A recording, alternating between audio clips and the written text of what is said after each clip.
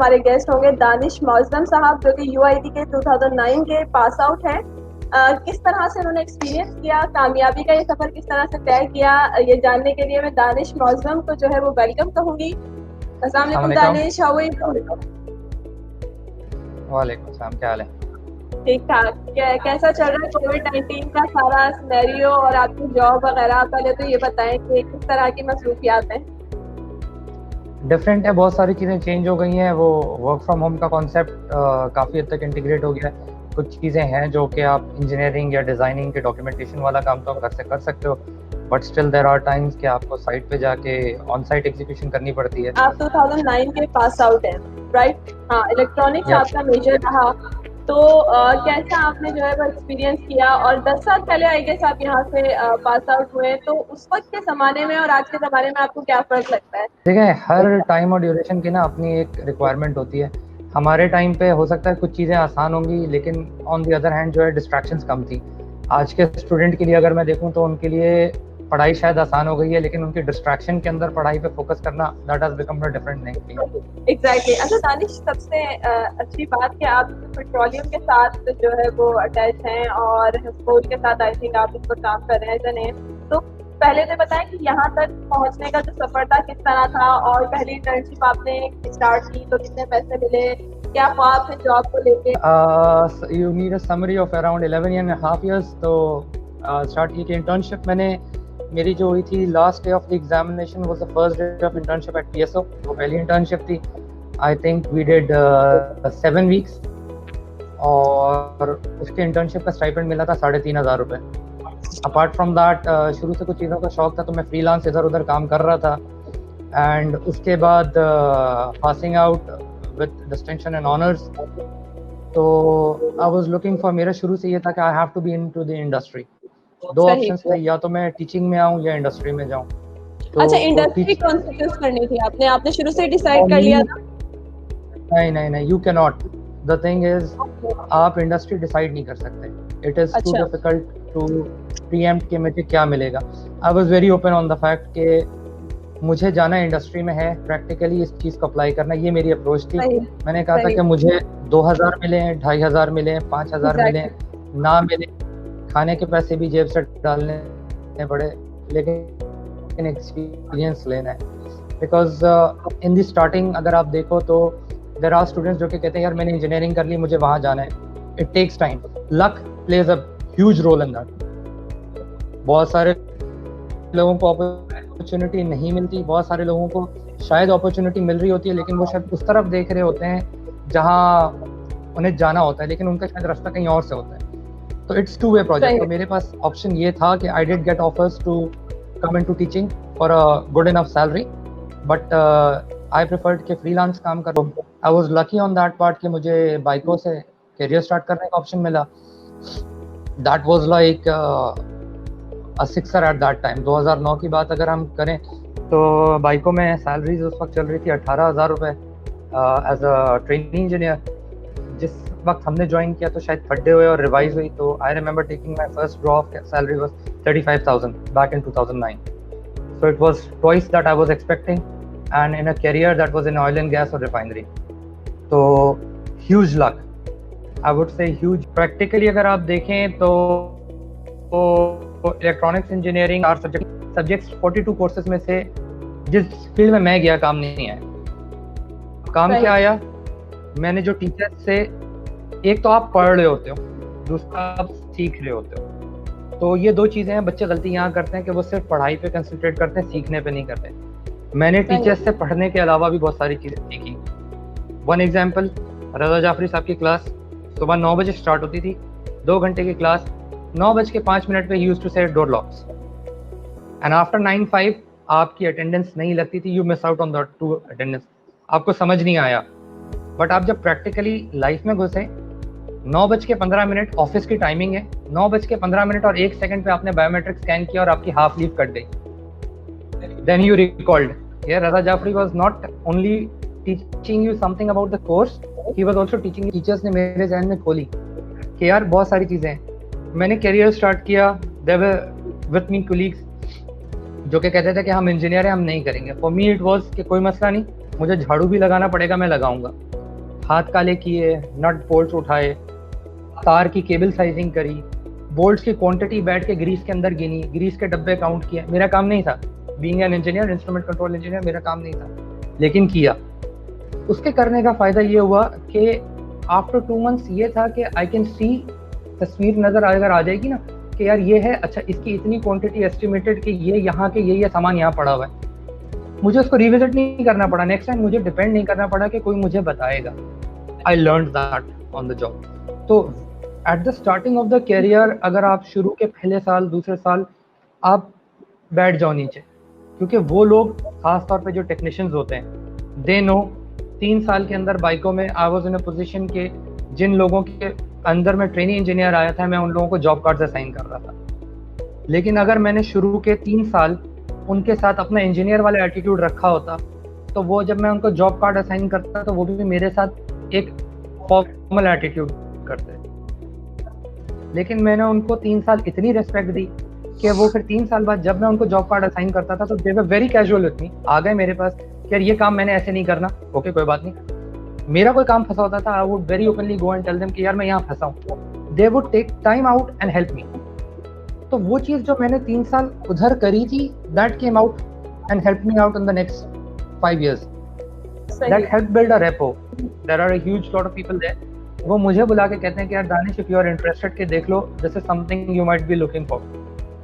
तो that is something कि you build on something, तो दूसरा बंदा आपको opportunity देगा। If you keep your attitude, दूसरा बंदा आपको opportunity नहीं देगा। तो वहाँ हम गलती करते हैं बच्चे, जो मैंने देखा है कि सर ये तो मेरा काम नहीं है, मैंने इंजीनियरिंग करी है, मैं अकाउंट्स देख रहा हूँ। मैं आज 11 साल के बाद अगर कहूँ ना कि महीने के अंदर प्योर इंजीनियरिंग वर्क अगर मैं करता हूँ ना तो 3 से 4 घंटे, फुल मंथ के अंदर 4 घंटे से ज्यादा प्योर इंजीनियरिंग वर्क नहीं होता। बाकी क्या होता है? डॉक्यूमेंटेशन, ईमेल्स, कॉरेस्पॉन्डेंस, जवाब देना, बजटिंग करना, एलोकेशन करना। तो यार अगर आप किसी कंपनी में एज इंटर्न भी लगे हुए हो तो रीडिंग की आदत डालो, get to know what you are doing. Doesn't matter, हो सकता है आपकी इंजीनियरिंग एप्लीकेशन ना हो, PSO में there was nothing that was related to engineering we were doing, लेकिन मैनुअल्स थे, भरे पड़े थे मैनुअल्स, बजट्स, BOQs, पढ़ना शुरू कर दिए, क्या है, क्यों है, सिलेक्शन क्राइटेरिया क्या है। उसका फायदा मुझे कहाँ हुआ? बाइको 5 साल नो प्रोक्योरमेंट मैंने नहीं करी, इनटेक में तकरीबन 2.25 साल 2.5 साल लगाए, कोई प्रोक्योरमेंट नहीं। हैस्कॉल पेट्रोलियम में आने के बाद जब डिपार्टमेंट मिला पूरा, तो I was responsible for engineering, design, procurement, execution, construction.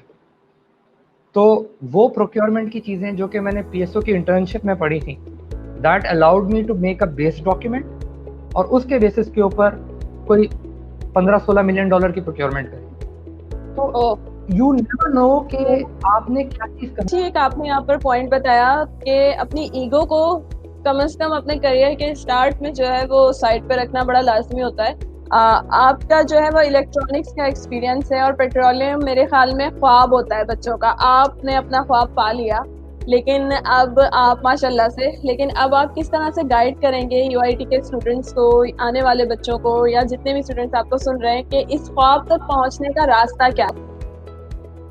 अच्छा, oil and gas was the field to go आज से शायद 10 साल पहले। नाउ विद द एडवेंट, मेरी recommendation being in the field right now, जो भी स्टूडेंट है, if he is focusing, he should focus on energy. अच्छा, fuel is a form of energy, but again world is moving towards alternate energy. आप ये देखो कि oil prices at one time were $150 per barrel, and in 2015 they came down to $20 per barrel. Start of COVID, it went negative, $10, $15, when the production cost is exceeding the sale price. Yani if to extract a barrel of oil is costing you $40 and you're selling it for $30, doesn't make sense. Why? ये इतना बड़ा change पिछले 15 साल में क्यों आया? वो इस वजह से आया कि एनर्जी के source of dependency was oil. Alternate energy started off very expensive, लेकिन now it has gone very cheap, और its potential has magnified many folds. Example, Germany, it is carbon neutral, carbon negative more to say right now. They are producing so much electricity via alternate energy that they had to turn off their fuel fired plants. सही, ठीक है, तो वो dependency कम हो रही है. Next what you are looking at is consumer कौन था? Automobile sector, that is moving electric. तो if you are looking at, आज अगर एक इंजीनियर आता है, एडमिशन लेता है, 4 साल में वो ग्रेजुएट होता है, तो ही हैज टू लुक कि यार 4 साल बाद कौन सी इंडस्ट्री है, he has to bet on that. एक रिस्क लेना पड़ता है 4 साल बाद कौन सी. With UIT right now offering electrical engineering, हमारे टाइम पे नहीं थी. That is an advantage that you get कि आप एक और कंपैरेटिवली बिगर विजन को देख सकते हो. I had to start electronics and now I have shift into electrical and instrumentation. तो अब मेरे पास 2 डोमेन है. The student right now have the advantage of directly having electrical. तो आपके पास वो एडवांटेज आ गया है. Focus on energy. Fuel is also a form of energy, but right now it is a declining form of energy. जो लोग settle हो गए हैं, जो हैं, एक एक्सपीरियंस के बेसिस के ऊपर आपको जॉब ऑफर्स मिल रही हैं, अगर मिल रही हैं तो. लेकिन फ्रेश के लिए अब वो मार्केट नहीं है. On the other hand, if you look alternative energy या पावर प्लांट्स, पावर की डिमांड बढ़नी है. You are more into automation. आप ये देखो कि आपकी चीज़ें ऑटोमेट हो रही हैं, हर चीज़ electrical, electronics, they are increasing in demand. तो ऑयल एंड गैस के अंदर यू कैन ट्राई. अभी last news, sorry to say bad news, लेकिन ENI पाकिस्तान छोड़ के जा रही है. तो जब इस तरह की बड़ी कंपनी करेंगी तो दीज वर पे मास्टर्स. ENI में इंजीनियर मेक्स ऑन एवरेज तकरीबन 3-3.5 लाख रुपए से लेके 6.5 लाख रुपए की तनख्वाह है. ह्यूज. लेकिन that is now moving out. So things are changing, so you have to adapt. Maybe for me also right now, I'll get an opportunity into power sector, I'll move in the first option. तो उन students के लिए ये है कि focus on what you're getting and power is going to stay for us. मैं ये नहीं कहता, देखो फूड इंडस्ट्री नहीं जाएगी कहीं, खाए बगैर इंसान जिंदा नहीं रह सकता. टेक्सटाइल इंडस्ट्री नहीं जाएगी कहीं, और एनर्जी इंडस्ट्री नहीं जाएगी. अब source of energy is right now alternate energy, जहाँ विंड टर्बाइंस आ रही हैं, जियोथर्मल आ रही है, सोलर आ रही है. तो for them it would be के best focus on your courses जो कि पावर. Second is automation. अच्छा, automation gives you an advantage that once you are very good at automation, you are not industry bound. Pinnacle जो है, जो पे master है, वो तो ऑयल एंड गैस है. सही. Next to that is your petrochemical complex, सही, जो कि अच्छे पैसे देता है. ऑटोमेशन के बगैर गुजारा नहीं.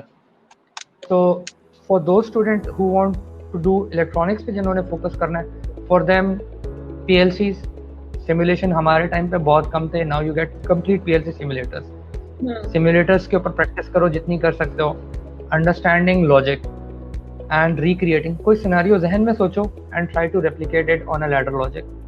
तो once you understand the ladders के फंक्शनिंग क्या है, automation is not going anywhere, it's only going to increase and the complexity is going to increase. Pharma industry बगैर ऑटोमेशन के नहीं चल सकती, टेक्सटाइल बगैर ऑटोमेशन के नहीं चल सकती, ऑयल गैस बगैर ऑटोमेशन के नहीं चल सकती. पावर इंडस्ट्री भी इलेक्ट्रॉनिक्स के बगैर अब नहीं जा रही. पहले बड़े इलेक्ट्रिकल इक्विपमेंट हुआ करते थे, they are being replaced by smart electronic equipment. तो there is a business demand for you guys, for everyone out there. तो focus on the courses that you having. Short summary, oil and gas में ये है कि there are a lot of companies, but again हर चीज negative में जा रही है. Things are not very very. अच्छा, आप माशाल्लाह से UIT के गोल्ड मेडलिस्ट हैं और मास्टर्स के भी आई गेस आपने गोल्ड मेडल हासिल किया. बहुत पढ़ाकू है आप मेरे ख्याल.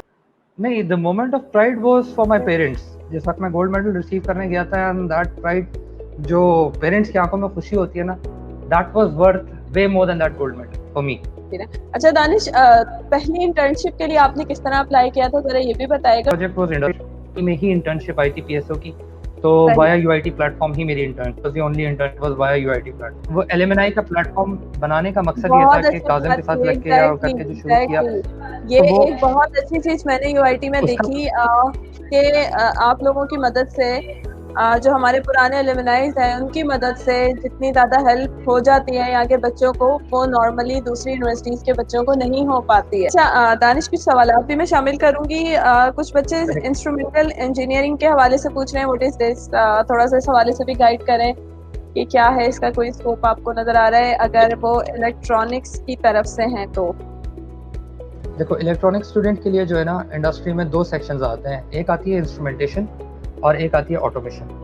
सही। अच्छा, automation is basically a superset of a lot of things. तो आपके जो इंस्ट्रूमेंट है, anything that is a tool. Field में इंस्ट्रूमेंट उन इलेक्ट्रॉनिक डिवाइसेस को कहा जाता है जो कि आपको प्रोसेस पैरामीटर्स बता सकते हैं। सही। अच्छा, तो दोनों के जो आपने बताई दो फील्ड्स हैं, तो इसमें अभी इस वक्त कामयाब आप किसको देख रहे हैं ज़्यादा? आने वाले 5 सालों की अगर मैं बात करूं या मौजूदा सूरत हाल की भी बात करूं, तो कौन सी दोनों की तरफ अगर जाएं, कौन किस साइड जाना चाहिए? इट्स लाइक विदाउट इंस्ट्रूमेंटेशन आप ऑटोमेशन नहीं कर सकते। ओके। It's a superset. मैंने आपसे कहा ना कि अगर आपके पास इंस्ट्रूमेंटेशन है ही नहीं, आपके पास इंस्ट्रूमेंटेशन है ही नहीं, तो वो कंट्रोल किससे करेगा? सही। तो यूजुअली अ कैरियर स्टार्ट्स कंट्रोल साइड पे बड़ा कम होता है।